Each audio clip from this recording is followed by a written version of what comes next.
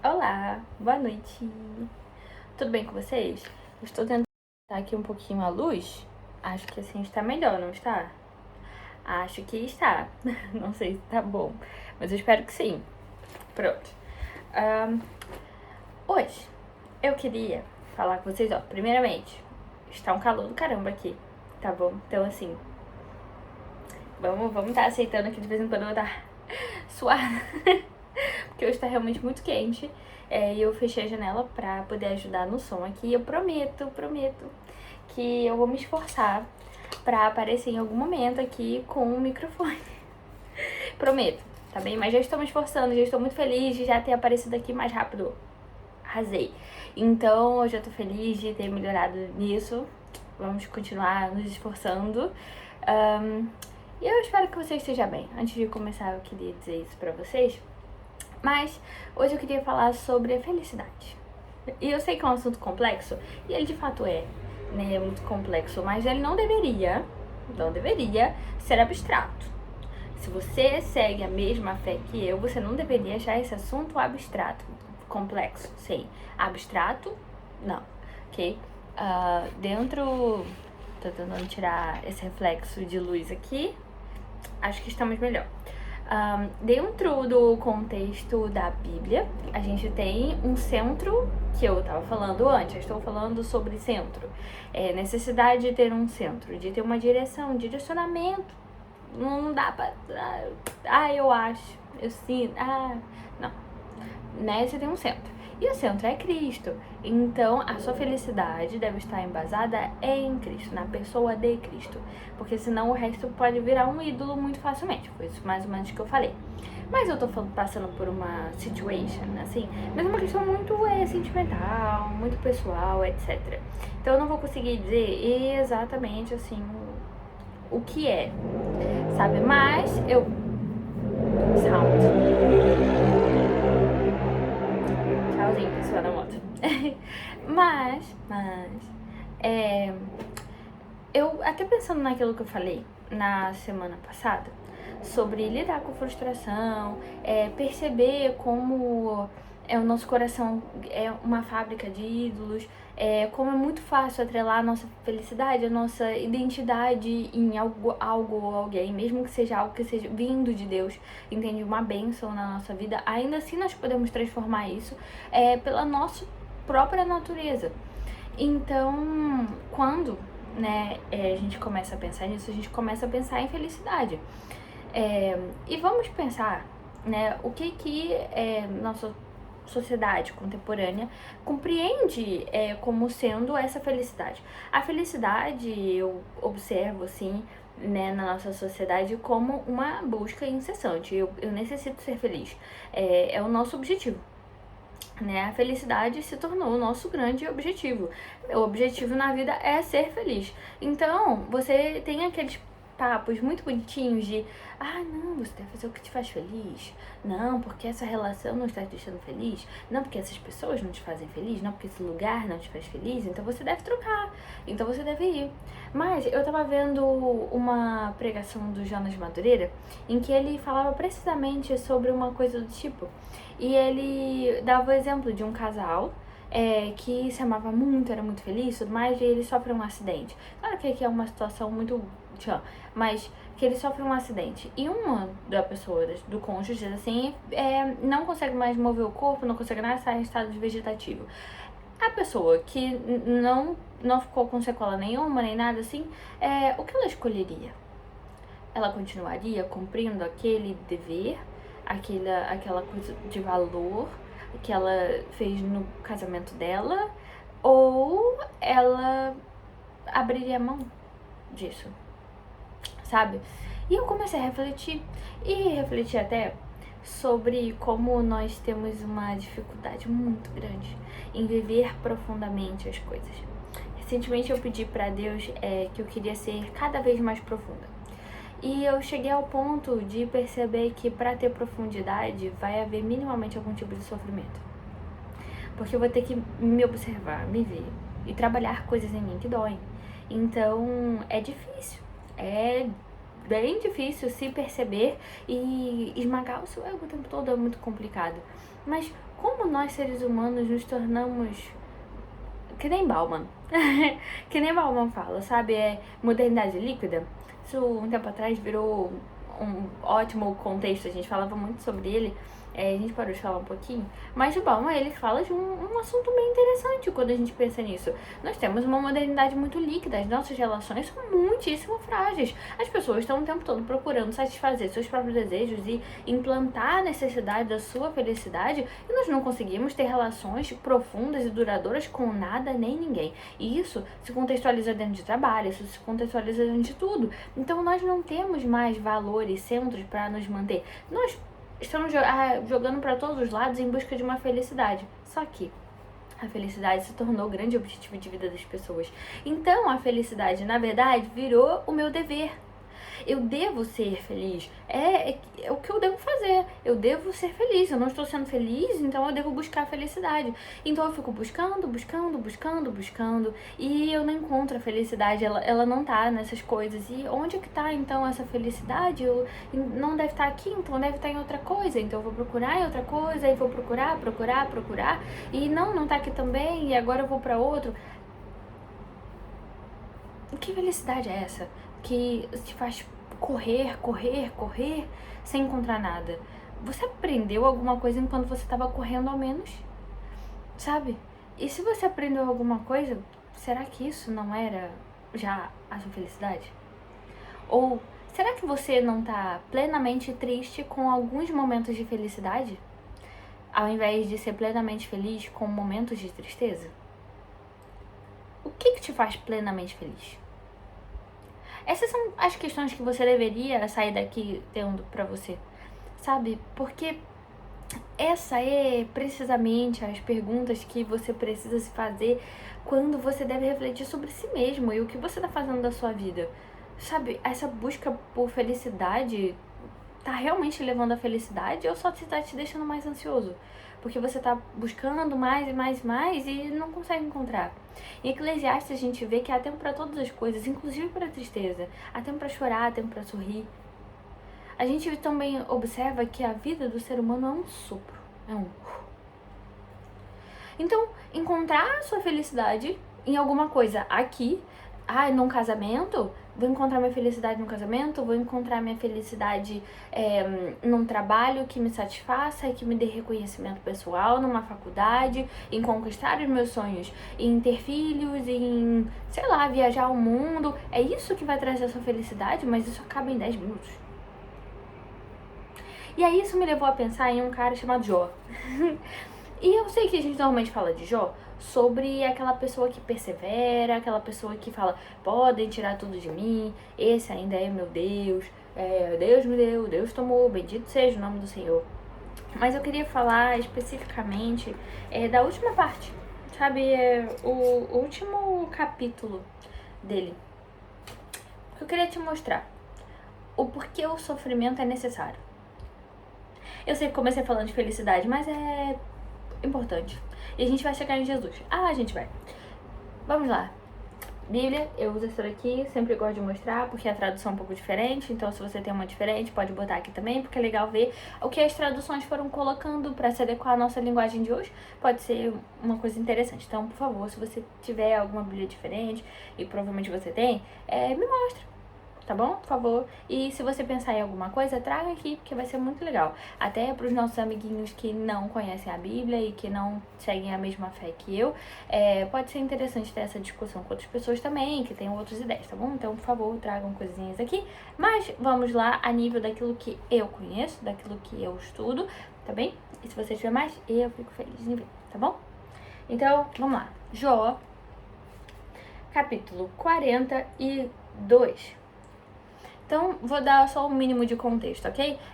Deus deixou que fosse retirado tudo de Jó, ok? Ele perde amigos, ele perde esposa, filhos, riqueza, tudo, ok? Calor.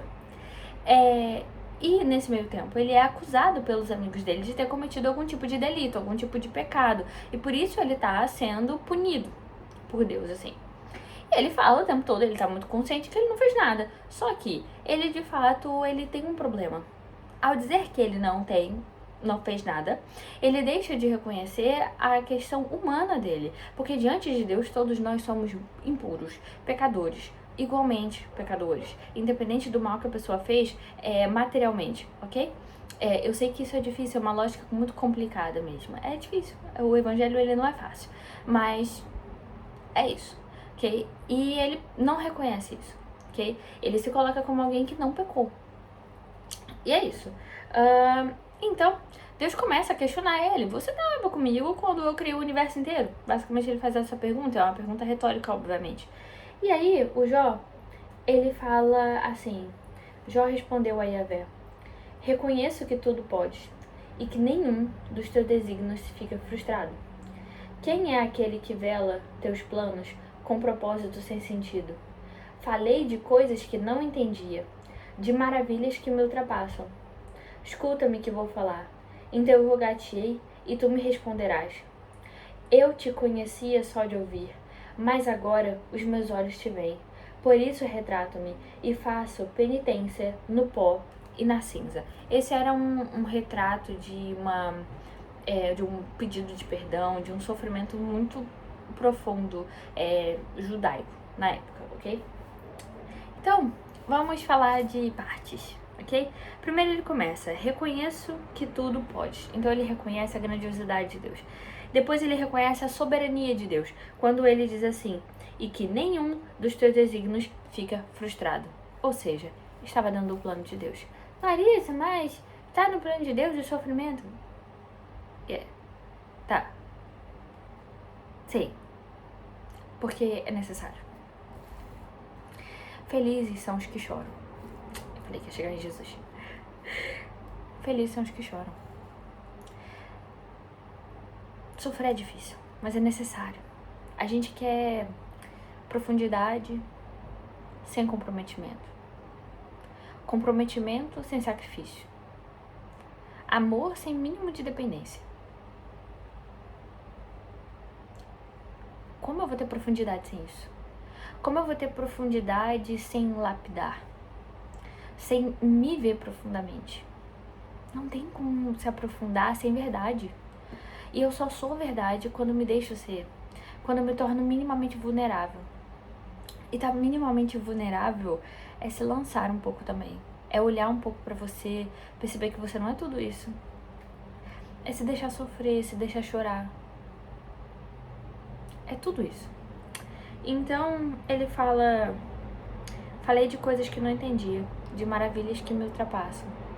Ele tá reconhecendo a humanidade dele. Ele não sabe. Ele nunca vai compreender. Mesmo na dor. Então ele fala, eu te conhecia só de ouvir, mas agora os meus olhos te veem. A dor produziu nele uma profundidade que antes ele não tinha. Antes ele conhecia a Deus só de ouvir, mas agora ele pode ver. Agora ele reconhece. Sabe o que isso também me lembra? João Batista. João Batista não tinha nunca visto pessoalmente o Messias. Mas assim que ele vê Jesus, ele fala, é o Messias. Porque ele conhecia profundamente. Mas esse profundo é doloroso. Quantas vezes João Batista sofreu? João Batista morreu por causa disso. E se você for pensar em algumas teologias que a gente tem hoje em dia, especificamente a da prosperidade, ela acaba com o verdadeiro evangelho.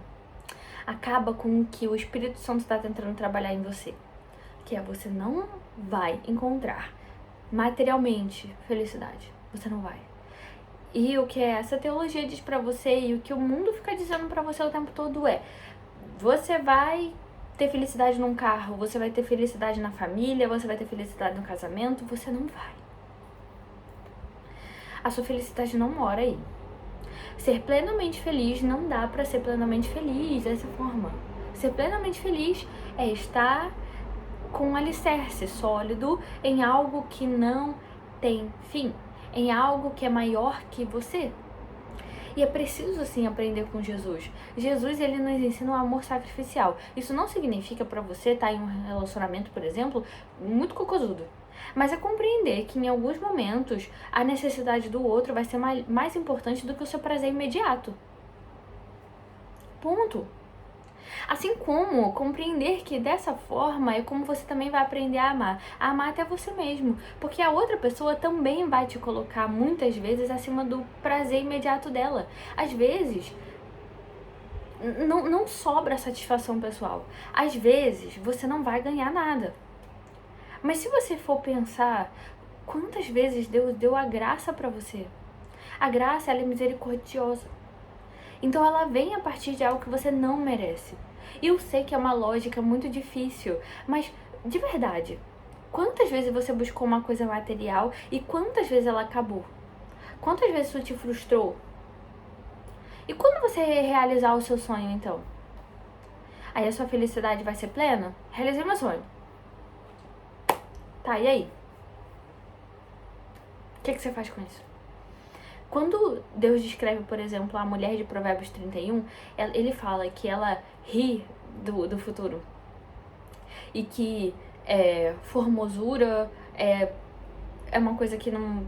Eu vou ler. É mais fácil. Eu não quero falar coisas erradas. Então, eu vou trazer aqui. Enganosa é a graça, fugaz a formosura. A mulher que teme a Yahvé merece louvor. É isso que ele fala. Temer a Yahvé. Temer a Deus. Deus é o centro da felicidade. Quando você segue o Espírito Santo vai tratar você enquanto te ajuda a tratar outras pessoas.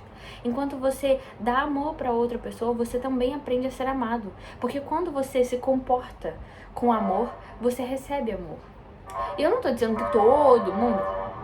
A polícia tá passando. Eu não tô dizendo que todo mundo vai te amar da forma como você deveria ser amado ou como as pessoas deveriam se amar. Mas você vai saber muito reconhecer quando essa pessoa não fizer isso por você, porque você faz isso pelas pessoas. Mas é difícil reconhecer quando você não faz isso pelas pessoas. Quando você o tempo todo só quer benefício. Quando você o tempo todo só tá buscando isso. Ai, não, mas eu não vou fazer isso porque essa pessoa não faria isso por mim. Tá, mas talvez tenha outras coisas que essa pessoa faria por você que você não faria por ela. Tá, mas é só isso? É só ganhar? Perder é necessário. Sabe, Jó não teria aprendido, não teria visto com profundidade, não teria passado por esse caminho se ele não tivesse passado pelo sofrimento. E quando você vai pensar na história de Israel, passaram 40 anos no deserto, nem precisavam ter passado isso tudo, mas passaram 40 anos lá para que eles aprendessem. O sofrimento é necessário. Por mais que seja doloroso, por mais que seja difícil, utilize o seu sofrimento como algo útil. Entenda que ele deve existir. Você não vai ter felicidade sem tristeza. Você não vai ter compromisso sem sacrifício. Sabe? Você precisa se comprometer para ter profundidade. Você não vai conquistar coisas práticas e tudo, porque Deus está com você e tudo mais. Não, essa não é a sua busca. Essas coisas vão acontecer em algum momento. Espero eu que você tenha muitas coisas, que você consiga aquilo que você precisa. Mas que você não tenha sabe, provérbios de novo isso.